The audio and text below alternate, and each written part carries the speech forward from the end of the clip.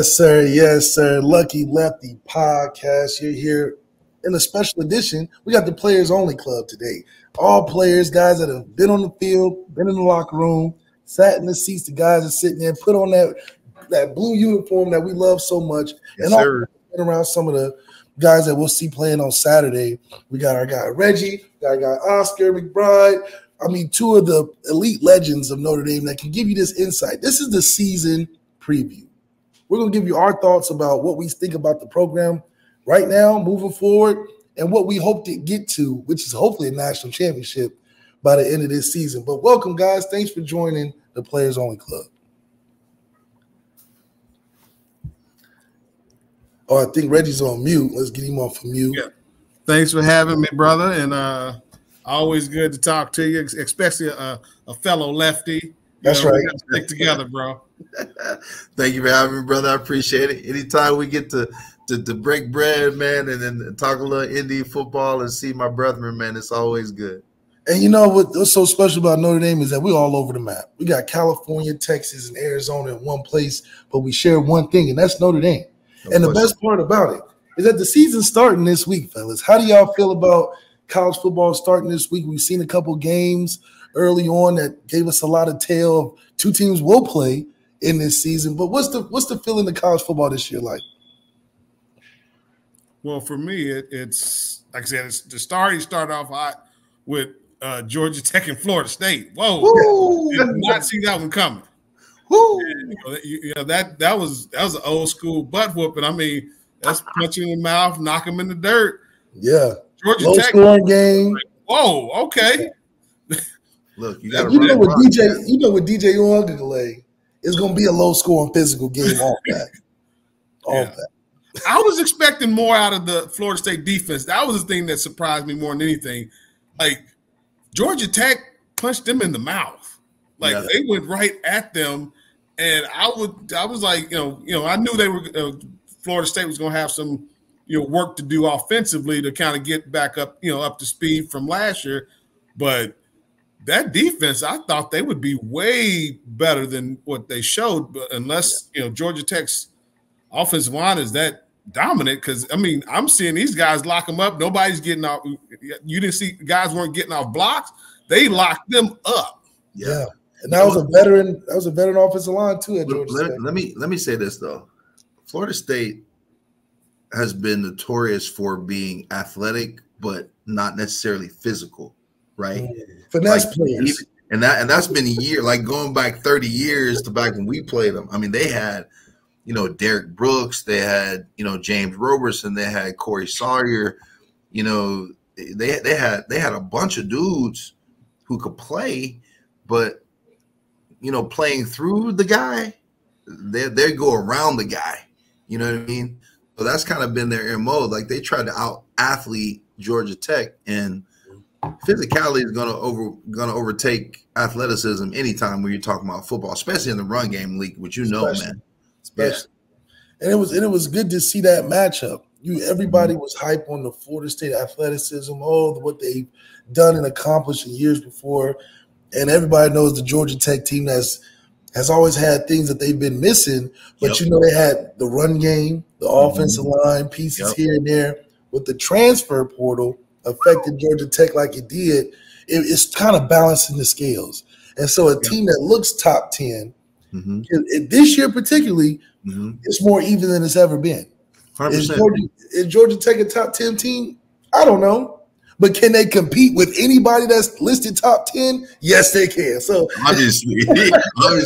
You know what though? For every bad, mark or demeaning comment the transfer portal gets for maybe how it's executed on the front end, on the back end, I think it's a phenomenal thing because it creates parity. That means that any given Saturday, anything can happen. That we felt last year at Notre Dame, losing to Marshall. Right. So you got Alabama transfers playing at Marshall. You got, guys from the SEC who basically is NFL light that are going Mountain West Conference and crazy. Like who knew that New Mexico was going to show up and punch some people in the mouth? Like I mean, they didn't finish it because they still got to learn how to win. But like teams like UNLV coming out of the can pop up in a year, and that's what the transfer portal has done. A team can come out of nowhere and have a good run. And in particular, we got to talk about Notre Dame. This is our 3rd year under Marcus Freeman. A place where in college football today is not too many people can say they've been in the same place for 3 years straight. Facts. Building a program. What's the feel of 3rd year Marcus Freeman, the vibes you've gotten from him, and just kind of what you've seen from the team leading up to the first game? I'll let you have that one, though. No, you got that one. Well, let me say this, man. I love Coach Freeman, man. I love his energy. I love how prepared he is. In the first couple of years, you know, especially year 1, we all know we saw that look on his face on the sideline where he's chomping on that gum, looking around like, man, what's going on? But right, not making sense. This is not right, right. But you know what? He understands Notre Dame, and I think he understands what Notre Dame is looking for. We're looking for it all. We're not just looking for guys on the field that are going to perform. We're looking for great character guys. We're looking for guys who are going to do things in the community. We're looking for guys who are going to graduate. He's doing everything right. And to boot, one of his mentors is someone who's mentored myself and Reggie that we just got a chance to see on Saturday is Coach Holtz. Like when you have that guy as your brain trust with anything Notre Dame, success is imminent. I'm excited about what he's done. I'm excited about the vibe he has. I'm super excited about the guys he has on his roster, specifically the young guys. You know, you can grow guys to a point, but not necessarily in the gene pool. You know, you're talking about Ryan Clark's kid. You're talking about Brian Urlacher's kid. You're talking about B.Y.'s kid. You're talking about Jay Busy's kid. Like, you got, you know, Plaxico Burris' kid. You got guys who were dogs in the league whose sons obviously have that gene pool, and it's just a matter of getting it out of them. And I think Coach Freeman is poised to have a breakout year as a coach in our program. I think, and we'll be able to probably tell from the opener against Texas A&M, I think we're paused to do some great stuff this year. I'm not going to say college football playoff yet, but I do believe we'll end up in the top 5. I mean, it's hard not to think so. I mean, when you think about the fact of the legacy that we've been able to recruit to Notre Dame, in my opinion, which is like our pseudo 5-star. Yep. You take a kid like B.Y.'s son who has all the genetics that you would want from that position. Now, he's got something that none of these other guys have.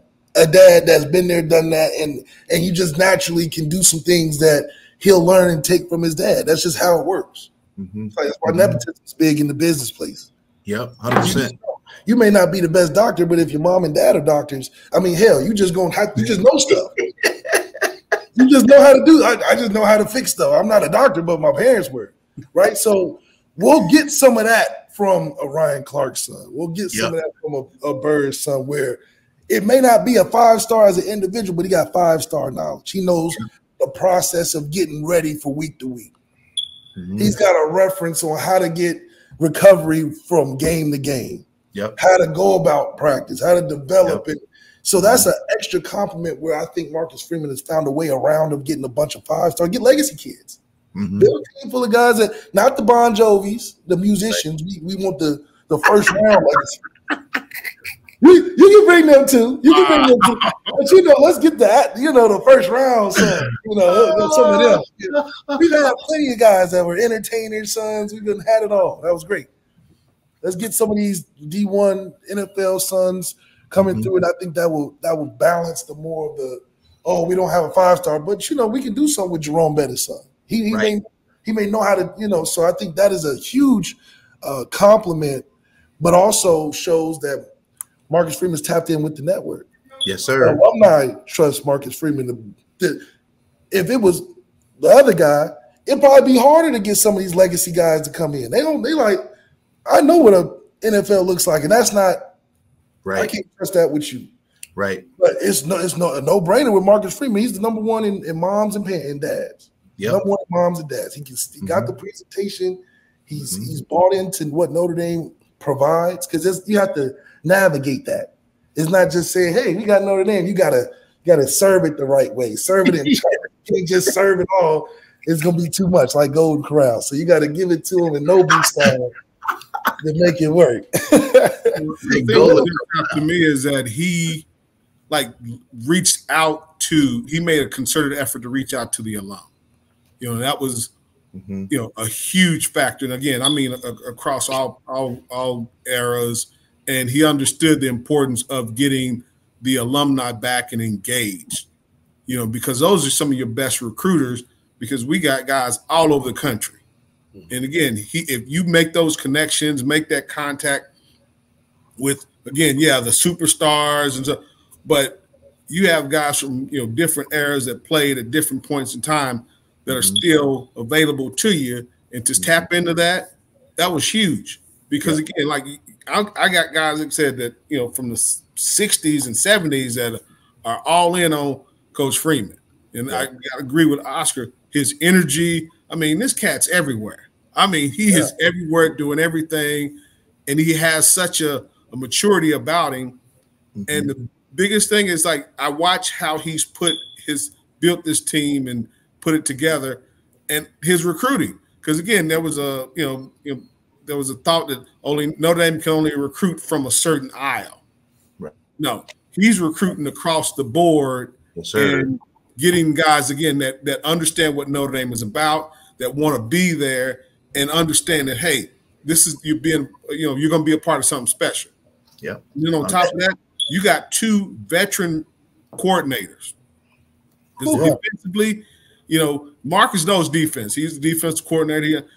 I just don't think he was quite as up to speed on the offensive side of the ball. Right. And last 2 years, he had young offensive coordinators. You bring in a Mike Denbrock who knows Notre Dame.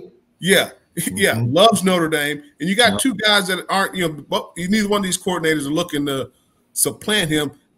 They want him to be successful. Right? Yes. They want him to be that guy and be that man and be that support system for him. Yeah. Mike Denbrock says the last time he was there, the Notre Dame offense was potent. To say the least. I mean, Lefty, you was there, and not to mention when he was at LSU, he put some points on the board because LSU's defense was a little shaky then. Of course, 100%. When you look at it, Reggie, to your point about Mike, Coach Denbrock, I was lucky enough to have lunch with him back in June.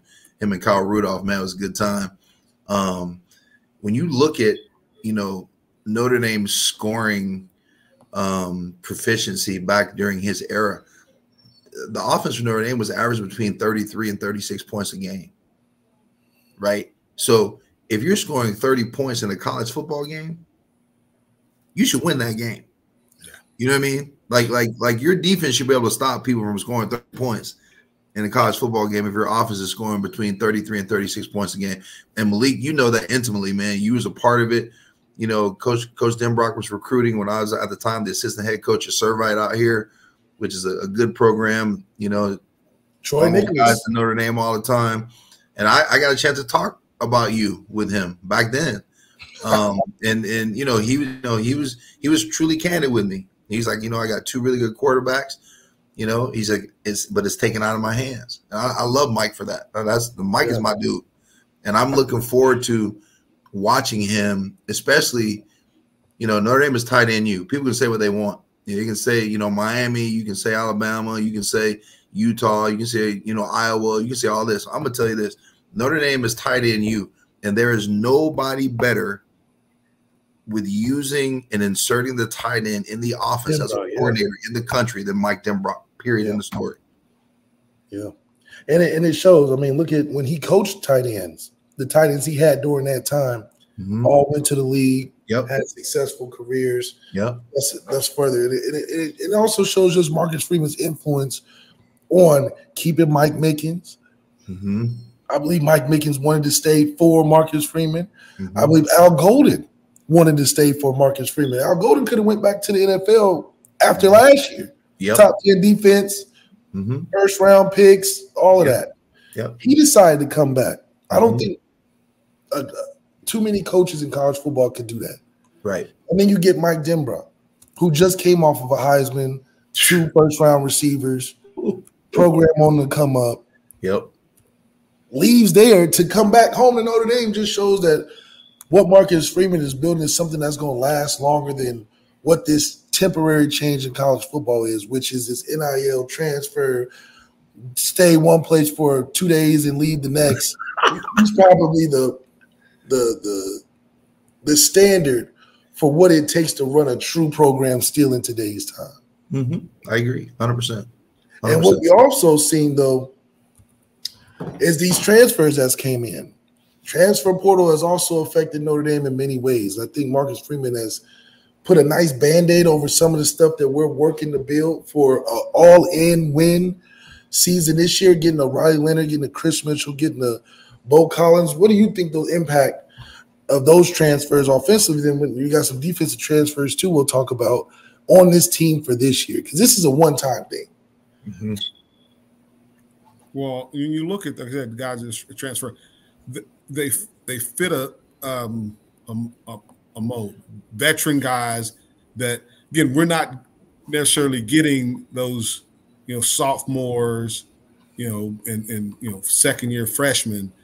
You're getting graduate, student with production, in particular at the wide receiver position. I think that's going to be an area where we make a big jump in terms of improvement is at the wide receiver position, because you got guys that have produced where they were, and they bring that production there. And then you look at Riley Leonard, and I've had a couple of times to engage with that young man, and love him to death. And I say this because you got to get a quarterback a little grief because you wear the red jersey. He does not like wearing the red jersey. No, he's a dog. And butt it up. He said, "Let's go." Yeah. And when he said that, I was like, "Okay, that's he has that moxie about him to say, hey, I'm gonna come out here and strap it up just like everybody else, and you bring it, I'm gonna bring it too." Yep. And because I still say if he doesn't get hurt when we play Duke, we'd lost that game. Yeah, for when sure. He went down. That made a huge We would have difference. lost the game. Yes, we were. Bro, we were on skates. We were in trouble.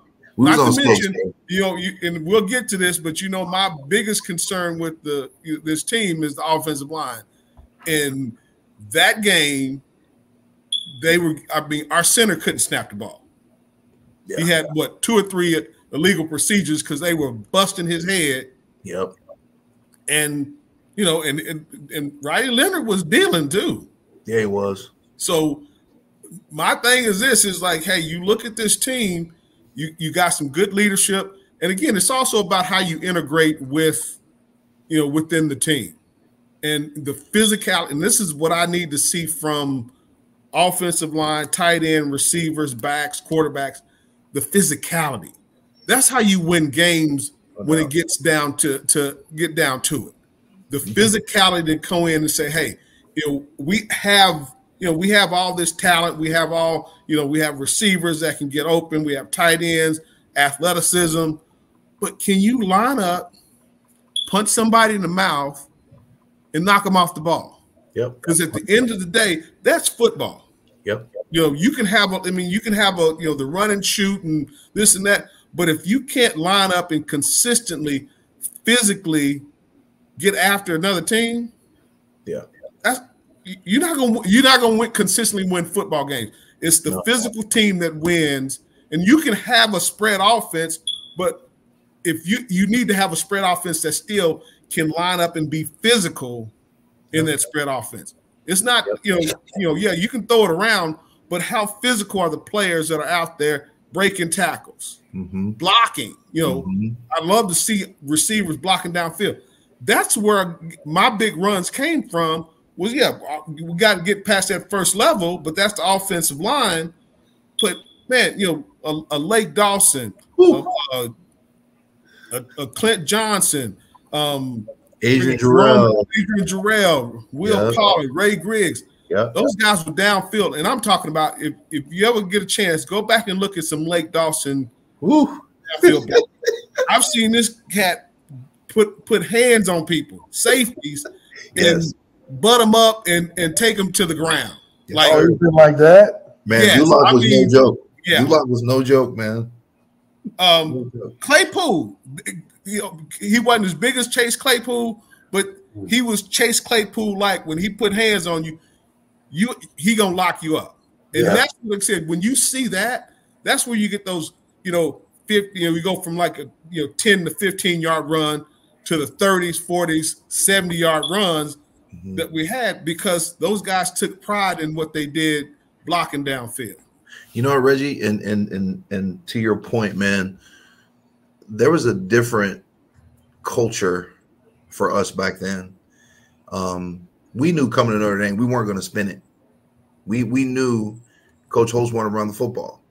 And you got a guy like Lake Dawson, maybe not the fastest guy in the world, but he did have a 40-inch vertical. He was physical. He had no problem going downfield and throwing a block or cutting. He was notorious for cutting dudes. I mean, back then it was legal.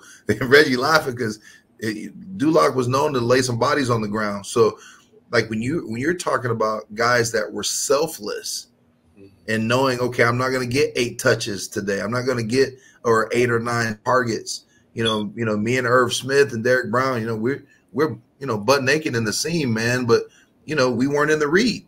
Our job was to hold the safety. We were running decoy routes all day long, man. Like, we low key, I was hating when Mike Denbrock came throwing the ball to the tight ends. I'm like, man, these cats catching more balls in one game than I caught my whole career. Like, what we talking about right now? And that's the question, because there's only one football on this team. 100%. We are still a very good running football team, regardless of the O-line being young and having youth. We're still a very good O-line that can run the ball. You got about 5 or 6 running backs that can go out there and produce. Guys that we are excited to see in the Jadarian, we know about and know is super talented and needs the ball. Jeremiah Love. And even the young guys, you got Aeneas jumping in there. You got. I'm looking forward to seeing that Kendrick kid. Kendrick Young, that guy that kind of takes over for Ardrick. Yeah, and so then you throw in a Riley Leonard, who's, in my opinion, his best strength is making plays with his feet, running around, some quarterback run game. Yeah. Our challenge, in my opinion, and where we need to see the offense grow, is that other 40, 30% of the game, which is passing the football. You get a transfer portal kid who was the #1 in receptions in all of college football with 71 or 75 from Chris Mitchell. You get a Bo Collins who's coming from a veteran offense that throws the ball down the field. You got tons of talent in the receiver room already that's young, with a Jaden Greathouse, with your Jaden Thomases, your Faisons. There's one football. Yeah. We ain't even talking about Mitchell Evans, Eli Raridan, and Jack Larson and the tight ends that we can just keep naming. So do you think this team can be selfless and understand all these guys who's trying to go to the league now? Let's put that out there as well. None of these guys are just trying to stop here. For sure. Do you see a team being selfless like this, or is that the challenge to be selfless when you got so much talent on the field? You know what? Let me say this. The game has changed for me when me and Reggie played. We were, I back, split back, veer, pro personnel, 21 personnel. You're 10 personnel, 11 personnel, 20 personnel now. A lot of motions and shifts. We didn't do that. We put our hands in the dirt and came off the football.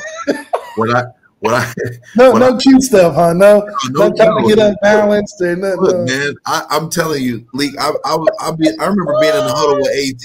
I remember being in the huddle with Aaron Taylor, man, and we looking over at guys like, hey, man, we gonna get the play. We'll be right back. We're gonna run right there. And we coming right here, and and dare them and to stop us. So things have changed. He's not exaggerating, Malik. You're telling the D line we about to come right here. Hey, they would find the guy. They would find that guy that's like they're gonna pick on. Yeah. And We coming right here. We're gonna wear him out. We're gonna wear him right here, bro. I mean, we'll just wear him out. Hey, tighten that thing up. Tighten that thing up. But nose tackle, tighten that thing up real good. Yeah, because we double team and we coming right at him. Yeah. But let me say this though, like when you talk about the selflessness, if these guys really want to win a national championship or be in the conversation or be in the college football playoff, that has to be the most important thing. Like you can't go out and worry about your own numbers and stats and touches when the whole idea is to get first downs, which leads to touchdowns. It doesn't matter who catches or who scored. Like I was excited when my boys caught the ball. Matter of fact, I got in trouble one time. We're on the goal line. Coach Holtz calls a play for me. I swapped with Irv. I swapped with him because he hadn't caught a touchdown and got in trouble for it. But Irv caught a touchdown, but he caught a touchdown. So in my mind, especially now being a head coach, you have to have selflessness if you're going to be successful, because if we're successful, that means we're all successful. That means we're all going to get a shot to go to the league. That means we're all going to eat. You know what I'm saying? If I'm out there like I got to get my touches, I got to get my targets. If you're worried about yourself, you're going to create some dissension. You're going to create some animosity and some hostility with other players who do have that right mindset of coming out and actually just winning the football game, which is ultimately what we're after. One, and the other piece to that is like, and I've talked to Coach Dylan McCullough about, the running backs, because, you with this whole portal stuff, you literally have to re-recruit your players every year. All the time, man, throughout the year. Yeah. And we talked about this. The thing that, and this is just speaking to the running back position, is that, when you talk about him taking the next step to the league, he said, and like I said, he has, proof of concept, because like, hey, he was in the league. He coached in the league. What is the most important thing is like, to be productive. What do you do with the touches that you get? Right. And you're more inclined if you're saying, hey, when I get my opportunity, I'm going to maximize it, but I'm going to do it within the framework of the team. So, because it's not just you running the ball, it's you getting the ball out of the backfield, catching the ball out of the backfield, because it's a passing game now. But also, are you picking up the blitzes so someone else can make a play? Are you protecting your quarterback? Are you listening to the play calls and the calls of the offensive line to better help you understand? Okay, hey, here's your footwork is critical, because everything you do is going on film in a game. Yeah, and that's what they're going to look at. So think about it from this standpoint. What was Ardrick estimate? He had a great year, but he was, more importantly, he was averaging over 5 yards a carry. And that's kind of the measuring stick in terms of that production is like when we heard, Jerome, he averaged over 5. We had I think 4 or 5 backs that were getting between 12 and 15 touches, but they were averaging over 5 yards a carry. Right. And it's like, what are you doing with the opportunities that are given to you? Yep. And also, what do your team, Oscar touched on, it's like, hey, are you the one creating the dissension in the locker room? Because the culture of your team should be built on the dynamic of that team. Yeah, us. We. Not me and me get mine. Because the thing about it, like you said, if the team eats, we all eat. No doubt. If I do my little part, and this is, to me, football is the consummate team sport. It requires 11 guys executing at a high level, but it requires trusting your teammates. Say, I'm not going to go try to do my teammate's job. I'm going to focus and lock in and do my job to help the team, because when I do what I'm supposed to do, that's going to help the next guy. And if the next guy can count on me, it's going to help the next guy. So these are new dynamics we're dealing with. We're dealing with a quarterback that's transferring in that's trying to go to the league, top 5. You're dealing with a receiver that's transferring from a smaller conference looking to get the football multiple times a game. You're dealing with guys that are at school, that are currently on the roster. Oh, you bring all these guys in, I'm trying to play. I'm trying to show worth. So I think that there is a ego dynamic that's a little different, because you're not different than when you're coming in with your boys freshman year. You want to see them do well. Your junior, I want him to get in. Now you're getting guys that aren't from that same, I wouldn't say community, but you're getting guys that aren't from the home team. You gotta mix and match and do different things that hasn't been as constant at Notre Dame like it's been other places. So all that included, mixed in with an offensive coordinator that's really good at his job, but it's his first year with it. He's looking at all these weapons like, if I just close my eyes, we can find 1,000 yards somewhere. So how much of a pressure is that for Denbrock to figure that piece out? And I don't want to say make everybody happy, but we got enough to do a lot. We forget Jordan Faison was one of the premier guys we were talking about at the end of the season. He only had, 19 receptions? He only had 19 receptions, and we were going crazy about it. Okay. 100%. I'll say this, and again, but this is where you can help some of these young guys' perspective. Derek Brown was a first-round pick with maybe 20 catches. Not even. First-round pick. Irv Smith, first-round pick.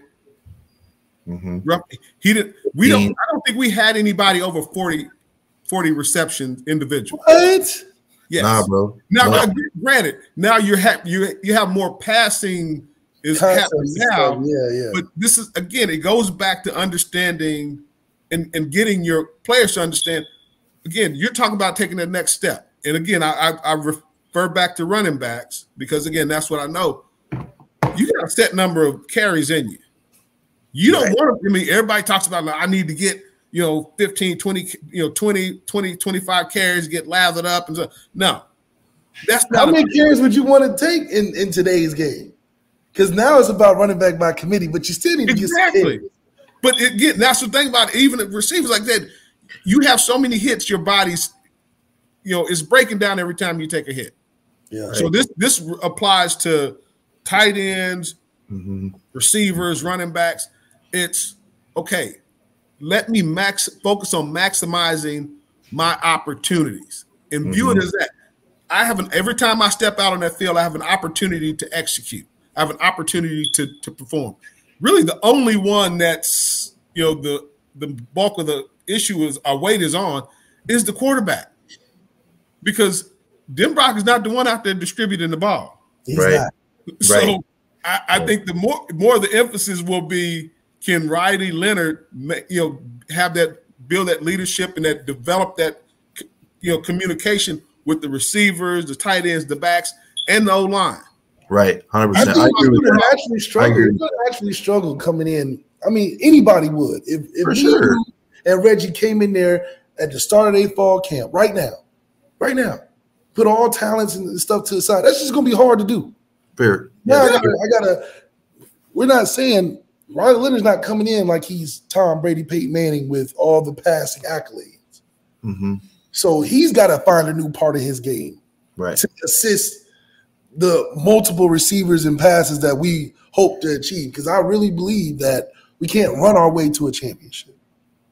We got to be able to throw the ball in crucial situations. I agree. I agree. And can he do that? I don't know. You also have a piece about, you're throwing the ball. It's like, I just look at, those bubble screens. This is where you can, like I said, shorter passes to where you can go downfield, but you have guys that you can get the ball to. And it's almost like, that's part of the running back committee is like the Faisons and the guys that are in the slot, those bubble screens. You get them involved, but it also gets, I'm a big believer in offensive rhythm, developing a rhythm and a kind of a cadence with, you're coming off and the quarterback gets into a rhythm and make that connection there. But I agree, that has to take place in practice. That has to be that relationship to where, hey, I have the confidence in this receiver I have the confidence in this player to do X, Y, and Z. Right. And it's a trust factor. Right. I agree. And Lefty, to your question, bro, I would say this. I don't look at it as pressure on Mike Denbrock. I mean, you play for him. The man knows quarterback play. Cool, yeah, he's a cool, collected guy. He knows quarterback play. He knows tight end play. He knows receiver play. If you look at what he did when he went back to Cincinnati with Ritter, you know, dude came out of nowhere. They're in the college football playoff, and he ends up being a 3 going to Atlanta. Gets traded to Arizona. Carved up some guys a couple of days ago. He's balling. I'm putting that on Mike Denbrock. I think he got him to that point. You know, Jaden Daniels out in ASU, you know, had a couple of decent years, run around the field kind of crazy, but he gets with Denbrock, and now he's running with purpose. He knows where he's supposed to be. He develops a passing game. He develops some accuracy and some acumen. So if I can base it on just my brief interaction with Riley Leonard, and I also met him this past summer, the dude has moxie. He's got swag. He's tough. He's a competitor, and he's got, in my opinion, and I'm biased because Mike's my boy. In my opinion, I think he has the best developmental offensive coordinator in college football. So to your question about him being able to distribute, there's no question in my mind he's going to be able to do that. Like, Mike is going to make sure that he's ready to do that. And until he's ready to do that, to Reggie's point, I think you're going to see the slip screens, the now screens, the bubble screens, the slants, the spacing routes, those kinds of things to get him into that rhythm, mixed in with a good run game to keep defenses off balance, assuming our offensive line isn't as great as we're used to it being. I think you have to offset that a little bit, and that's just a matter of game planning and balance, which if you watch Denbrock, you know he's going to run that thing and he's going to throw it as well. So I'm excited, man. Until somebody proves otherwise, I think we're in a really good situation with where we are with the horses in the stable and with the guy that's dialing them up. And that's where we get that juxtaposed position, because now it's like we have no excuses. Right. All the things that we were lacking offensively, we gained. We gained a coordinator that has proven record of this, that, and the third. Got a quarterback that's speculated to be top 5, this, that, and the third. Mm-hmm. We handle receivers in recruitment. Yeah, you got receivers that can take the top off the defense now, right? Yep. So you're in a position where it's no excuse. Denbrock talked about early on in the spring, he believes we could be a top 10 offense, like the defense is a top 10 defense. Mm-hmm. Where do you see this offense getting to? And is it a rough start that will get better, or are we coming off hot, looking to dominate teams, score 40 points a game? It starts with the offensive line, period. You know, whatever happens with the offensive line will dictate where this offense starts and goes. Mm-hmm. You know, and people can say, yeah, Riley Leonard's this, but you touched on it. You know, an area that he definitely brings some added, you know, opportunity for success is with his feet.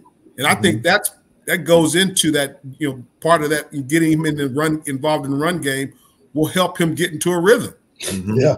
But and he's not slight. He's a big dude. He's a big dude. Like, the thing about it is, it doesn't matter what you have going on the outside and the backfield. If they do not block, I mean, Georgia Tech, prime example. You know, did you know about any of them guys in the backfield on the edge until they did what they did? Never heard it. And who was the dude, the 5'8" dude that was going crazy? 5'8", yeah, he was going crazy. He was nuts. That's what I'm saying. Like if that's the end all be all. Yeah. Offensive line will determine where this offense goes. Mm-hmm. Because we have the capacity to be great. Yeah. But you know, you have, like I said, a quarterback that can run the ball. He's a good passer. You have receivers again that can take the top off of defense. You have tight ends that can make get down the middle of the field. You got running block that block. You got all that. And again, for me, I would love to see, like I said, more tight ends involvement, because it's going to help those tackles through some learning curve. Yeah, little body presence. Not necessarily they have to put hands on them, just be there, make them go around. Be that presence to force that defender to modify his rush. Yep.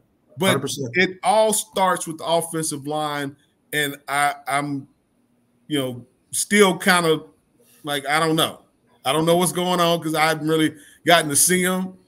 But it starts with the center and the guards. Can they handle those TE stunts? Can they handle the blitzes and seeing those guys lock up, but coming off the ball? Yeah, man. Just showing them, say, hey, we're here and we're gonna be here all game long, and I'm gonna punch you in the mouth because you know what I'm saying. Say, hey, it's all fun and games till somebody get punched in the mouth. What you gonna do then? And that's true because at the end of the day, it's still Notre Dame. It's still a Notre Dame offensive line. With the schedule we have, the first 5-6 games, hell, the whole schedule. Yeah. Forget the first 5, the whole schedule. Yep. There should be a maturation process that's sped up with this offensive line. We should be okay versus 100%. Purdue, versus Northern Illinois, versus Miami of Ohio. Hell, be okay first game. First game is more about jitters because it's like, it's crazy. It's first game of the season. Everybody's hyped. But the 6 games after that one, we should be getting progressively better. I agree with that, Malik. It makes sense, man. There may be some first game jitters. We might be out of sync a little bit. But going back to any Denbrock offense, the word that comes to mind for me as an offensive coach, and a coordinator in my own right is explosive. Yeah. He's a chunk play guy. Yeah. He's going to hit you with the post dig. He's going to hit you with the comebacks on the boundary. He's going to stretch you vertically. He's going to stretch you horizontally, and he's going to run between the guards and the tackles, man. Like he's downhill. When you look at his offense, if I had to describe Mike Denbrock's offense, he runs power football out of spread. Out of spread, yeah. He runs power football out of spread. So Reggie, I'm with you, man. The big uglies up front got to show him proof. We don't have an average O-line now. These guys are averaging 6'6", 310 or something crazy. If anybody is feeling the pressure, it's our O-line coach. Yeah. Okay. I trust Coach Rudolph now. That's my guy. I trust Coach Rudolph since Wisconsin. He knows what he's talking about. Absolutely. Now, we talked a lot about offense. Obviously, we're so excited. There's some unknowns, but things that we know that who we're playing, what we got going on in the direction that Marcus Freeman is, if anything, has corrected some of those issues and gotten better by year 3. Just the way players play all day, every day.